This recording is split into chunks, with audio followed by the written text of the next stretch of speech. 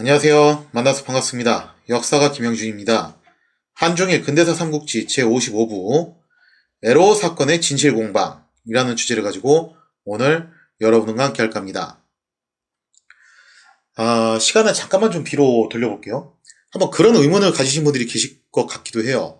아편 전쟁이 터지고 난 다음에 한동안 영국하고 프랑스, 특히 영국 같은 경우 청에 대해서 이렇다하게 터치를 많이 안 했어요. 생각보다. 그리고 일본으로의 진출도 그다지 그렇게 활발하게 많이 못했다라는 거죠. 그래서 미국이 먼저 일본을 선점을 하게 되잖아요. 자, 그때 그러면은 영국하고 프랑스는 뭐 하고 있었냐? 나름 바빴습니다. 1854년 3월 유럽에서는 흑해 연안에 위치한 크림반도에서 큰 전쟁이 일어나죠. 예전에도 잠깐 한번 언급드렸어요. 그게 뭐였냐면 바로 크림 전쟁이었습니다. 러시아가 지중해 쪽으로 진출하기 위해서 흑해 연안에 계속 출몰을 하게 돼요. 자, 그러면서 이제 그동안 겨눈지간이었던 영국과 프랑스가 이건 막아야 된다. 저 러시아 곰탱이들이 만약에 혹시라도 동주징으로 빠져나오면은 정말 큰일 나게 된다. 저거 어떻게 해서든 막자 하면서 겨눈지간인 두 나라가 힘을 합치게 됩니다. 일단 영국 같은 경우는 어떻게 해서든 바다의 패권을 유지를 해야 되기 때문에 러시아가 동지중해로 빠져나오는 것을 원치 않았고, 프랑스 같은 경우는 당시 이제 프랑스가 프랑스 혁명을 거쳤음에도 불구하고 황제 국가로 돌아가요. 그래서 나폴레옹 3세, 원래 이제 여러분들이 알고 계시는 그 유명한 보나파트 나폴레옹의 조카죠. 그 사람이 황제가 되거든요. 그래서 이 사람이 황제 자리에 올라가면서 뭔가 좀 이제 인기를 얻을 수 있는 건덕지가 뭐가 있을까? 바로 팽창 정책을 생각하게 된다는 거죠. 그래서 이때 프랑스가 과감한 팽창 정책을 시도를 하게 되면서 바로 러시아의 지중해 진출을 막아서게 됩니다. 자, 이렇게 겨눈지간이었던 영국과 프랑스가 연합을 해가지고 오스만 제국을 도와주게 됩니다. 자, 그러면서 크림 반도에 위치한 러시아군 요새인 굉장히 유명한 요새예요. 항상 여기가 이제 격전지가 되는데 세바스토폴 요새에 대해서 맹공세를 퍼붓게 되었다는 거죠. 자, 이에 러시아 역시 사력을 다해서 세바스토폴 요새를 사수하면서 양측은 여기서 정말 치열한 공방전이 벌어지게 됩니다. 그래서 이 세바스토폴 전투에서 어떻게 보면 굉장히 기념비적인 일들이 좀 많이 일어나요. 전쟁 서적으로 봤을 때. 대표적으로 유명한 게 뭐가 있었냐면은 나이팅게일이 여기 참전해서 굉장히 큰 활약을 하게 되죠. 그거 말고 뭐 이제 소소한 측면으로 가보더라도 카디건이 개발되기도 했던 게 바로 여기서였죠. 하지만 이 크림 전쟁은 정말 비극적인 전쟁으로도 많이 알려져 있는데 양측 모두 졸전을 해요. 이게 어느 쪽이 더 심했다라고 말하기 힘들 정도로 양쪽 모두 엄청난 졸전을 하게 됩니다. 그 졸전을 거듭한 끝에 계속 끊임없이 피해만 양산하는 결과가 나왔다라는 거죠. 사실 이 크림 전쟁에서부터 이미 1차 세계대전에 모델이 나오기 시작한 거예요. 자, 그래서 엄청난 인명피해만 자꾸 늘어나니까 여론이 계속 악화됐어요. 전쟁 중에. 그래서 영국은 전쟁 중에 무려 국가 수장을 바꿔버립니다. 총리였던 에버딘 백작이 사임하고 글래드스턴 재무상도 사임을 하게 됐어요. 문제는 이 두 사람이 온건한 노선을 주장했던 인물들이라는 거예요. 애초 크림 전쟁 개입에 대해서도 좀 소극적인 사람들이었다는 거죠. 기억하실지 모르겠지만 글래드스턴은 아편 전쟁을 강력하게 반대했던 인물 중 하나였죠. 그래서 유명한 말을 했잖아요. 영국 의회가 결국 9표 차이로 아편 전쟁을 가결을 하니까 이게 고작 영국의 양심의 무기란 말이냐 하면서 한탄을 했던 인물이 글래드스턴이죠. 그리고 에버딘 백작 역시 아편 전쟁 중간에 이제 총리 자리에 취임을 하게 되면서 전쟁을 적당한 선에서 마무리를 해라 하면서 좀 온건 노선을 걸었던 인물이에요. 자, 근데 이 두 사람이 이제 사임을 하게 되면서 그 자리에 누가 들어오게 되냐면은 기억하시는 분들 계실 수도 있겠는데 대표적인 대영제국의 호정광, 매파 중에 매파였죠. 바로 파머스턴 자작이 신임 총리로 취임을 하게 됩니다. 이 사람이 바로 아편 전쟁을 강력하게 밀어붙였던 그 인물이에요. 그러면서 영국의 대외 정책은 정말 큰 변화를 맞이하게 되었다라는 겁니다. 1855년 3월 러시아군의 졸전을 보다 못한 러시아의 차르 니콜라이 1세가 세상을 떠납니다. 그래서 공식적인 사인은 폐렴이라고 하는데 일설에는 러시아군이 너무 한심하게 싸워가지고 그것 때문에 화병을 얻어가지고 세상을 떠났다는 설도 있어요. 그 정도로 양쪽 다 졸전이 심각했다라는 거죠.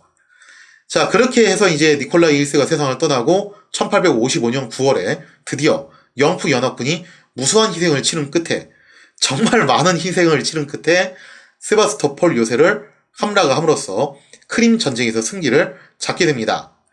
자, 그리고 이제 1856년 3월 오스트리아가 중재를 함으로써 크림 전쟁은 종결이 되죠. 그리고 러시아는 패배를 받아들일 수밖에 없게 되었다는 거예요. 그래서 이 사건을 통해서 중요한 변화가 몇 가지가 일어났는데, 첫째, 견원지간이었던 영국과 프랑스가 연대를 하기 시작해요. 이때부터.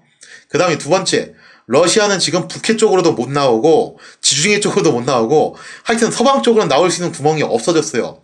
그래서 러시아가 어느 쪽으로 시선을 돌리게 되냐면은 극동 쪽으로 시선을 돌리게 되는 계기가 바로 여기서 일어나게 됩니다. 그리고 세 번째, 한때 진짜 위험 떨어졌던 그 유명한 오스만 제국이 이제 저무는 해가 됐다는 거예요. 오스만 제국은 더 이상 단독으로 러시아를 막을 힘이 없다는 것이 밝혀지게 되고, 이때부터 이제 마이너 리그로 강등이 돼서 끊임없이 몰락의 길을 걷게 되었다는 거죠. 이처럼 크림 전쟁이 종결이 되자 영국의 총리 파머스턴은 골똘히 생각을 합니다. 이거 유럽 놈들이랑 엮여가지고 좋은 꼴 보기 힘들다는 거예요. 영양가 없는 이런 전쟁하지 말고 좀 더 영양가 있는 전쟁을 하자는 거죠. 그러면서 동방 진출에 역점을 두기 시작을 했다는 겁니다. 이제 청제국 입장에서는 다시 또 뒤통수가 세해지는 순간이 오는 거죠. 특히 파머스턴은 지난 아편 전쟁으로 중국을 개항시키기는 했지만 여전히 중국과의 무역에서 큰 이득이 없다는 것에 대해서 굉장히 크게 실망을 하고 있었어요. 아니, 이득이 없는 정도가 아니라 오히려 적자를 보고 있었어요. 이 상황에서. 영국의 공산품이 생각처럼 잘 안 팔리고 오히려 이게 영국이 사갈 게 많다 보니까 무역 수지가 계속 안 맞는다는 거예요. 그러니 아편 말고는 여기서 팔 게 없다는 거죠. 그래서 파머스턴은 뭐라고 이제 진단을 내리냐면은, 이거는 중국 시장이 제한적으로 개방됐기 때문에 그렇다. 즉 내륙까지 개방이 돼서 우리가 팔로로 뚫어야지만이 영국이 자랑하는 공산품이 대대적으로 팔릴 것이고, 그래야지 무역에서 재미를 보지 않겠냐. 그래서 이 모든 사태의 원인은 중국이 내륙 시장을 개방하지 않았기 때문이다라고 진단을 하게 됩니다. 이로써 영국의 총리 파머스턴은 중국에 대해 보다 강력한 시장 개방을 요구함으로써 항구에 있는 개항장에만 만족할 게 아니라 중국 내륙까지 진출을 하고자 했어요. 물론 청제국이 이거를 받아들일 리가 만무하죠. 자, 그래서 파머스턴은 뭐라고 생각했냐면은 포함 외교, 즉 강철과 화염을 통해서 영국의 무력을 다시 한번 과시함으로써 어떻게 해서든 이거를 관철을 시키자라고 생각을 하게 됩니다. 더욱이 현재 청제국은 태평천국이 발흥해가지고 고전을 면치 못하고 있는 그런 상황이잖아요. 그래서 여기서 영국이 무력 도발을 감행하기만 한다면은 속절없이 무너질 수밖에 없을 것이다라고 계산을 하게 됐다는 거죠. 1856년 10월, 이러한 분위기 속에서 파머스턴은 즉각 홍콩 총독 존 보우링에게 연락을 취해서 한번 청제국한테 시비를 걸 수 있는 건덕지를 찾아보라고 해요. 왜냐면 포함 외교를 한다고 해도 이게 막무가내로 군함 보내가지고 때릴 수가 없으니까 그런 건덕지를 한번 찾아보라고 지시를 내리게 됩니다. 일단 당시 좀 남중국해 상황을 좀 이해를 해야 되는데요. 이때 당시 남중국해는요, 정말 국적을 초월한 다양한 민족의 출신들의 해적들이 판을 치는 정말 무법천지의 세계였어요. 이 세상을 다 준다는 그 매력적인 이야기 한마디 때문에 여러 나라에서 원피스를 찾아서 이곳에 꾸역꾸역 몰려 들어가지고 해적질을 했다라는 거죠.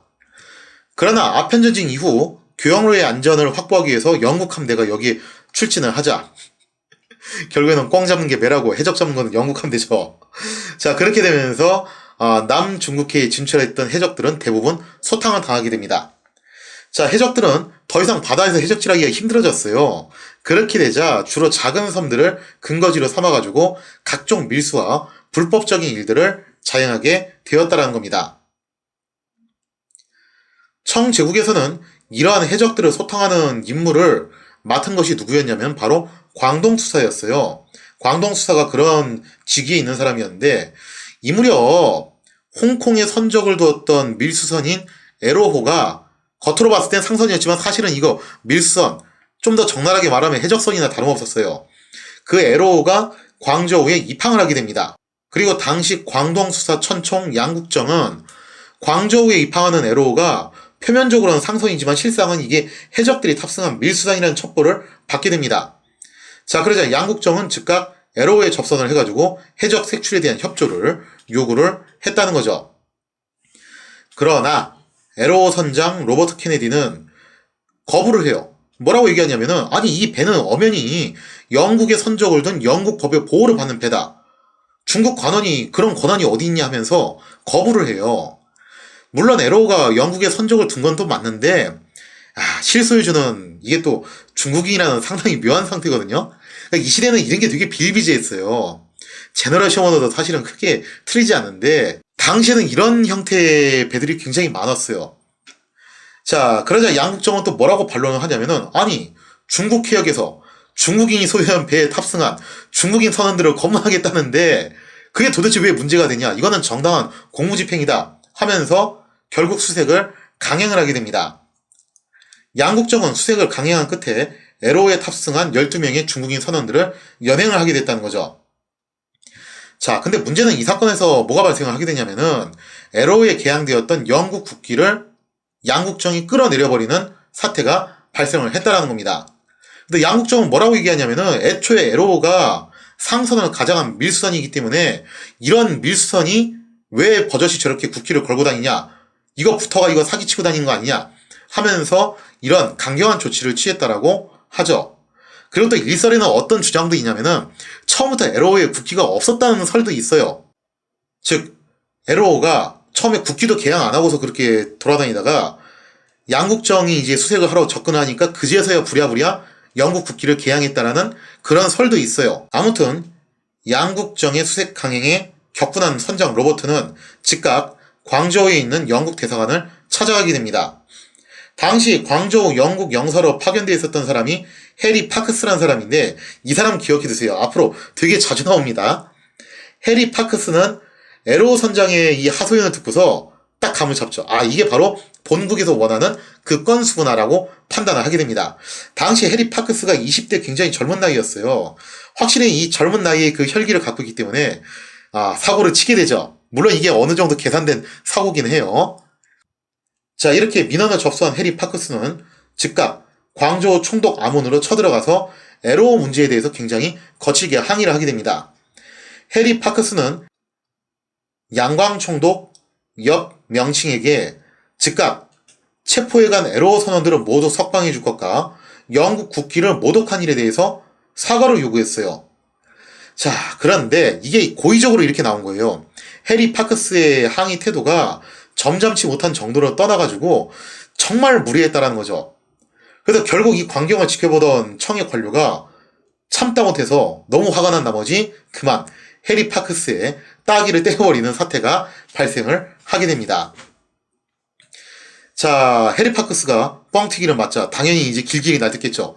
어떻게 영사한테 이럴 수가 있냐 하면서 난리를 쳤겠죠. 상황이 험악해지자 양광 총독 옆 명칭은 이렇게 얘기를 해요. 그러면은 해적 혐의가 확실하게 없다고 판명된 에로우 선원 10명은 풀어주겠다 라고 이제 얘기를 하죠. 다만 2명의 경우에는 정말로 해적인 것이 판명이 됐기 때문에 얘들은 풀어줄 수가 없다 하면서 이제 선을 그어요. 이에 대해 해리 파크스는 나머지 2명도 풀어줄 것을 요구를 합니다. 그러면서 끝까지 뭘 가지고 물고 늘어지냐면은, 영국 국기를 모독한 것에 대해서 사과를 해라 하면서 계속 폐악질을 일삼았다는 거죠. 이쯤 되면 막 나가는 거죠. 아니 해적인 게 분명한 사람을 풀어달라고 요구를 하는 거예요. 자, 여기에 대해서 이제 양광 총독 연 명칭은 더 이상 타협은 없다. 내가 양벌을 쓴 것은 여기까지 다 해주지 않았냐. 아니 범죄자를 갖다가 그렇게 풀어달라는 게 말이 되냐면서 결국 선을 긋게 되면서 양국은 첨예하게 신경전을 벌이게 되었다는 거죠. 자, 이렇게 해서 에로우 사건을 통해서 이제 영국과 청 사이에서 기싸움이 극에 달하게 되고 판이 점점 커지게 되는데, 이 모든 것은 영국이 의도한 바대로 흘러갔다고 볼 수가 있겠습니다. 자, 이렇게 해서 건수를 잡은 영국, 결국 또다시 청 제국을 향해서 전쟁을 걸게 되는데, 정말 진짜 혐성 쩌는 짓을 하게 되는 거죠.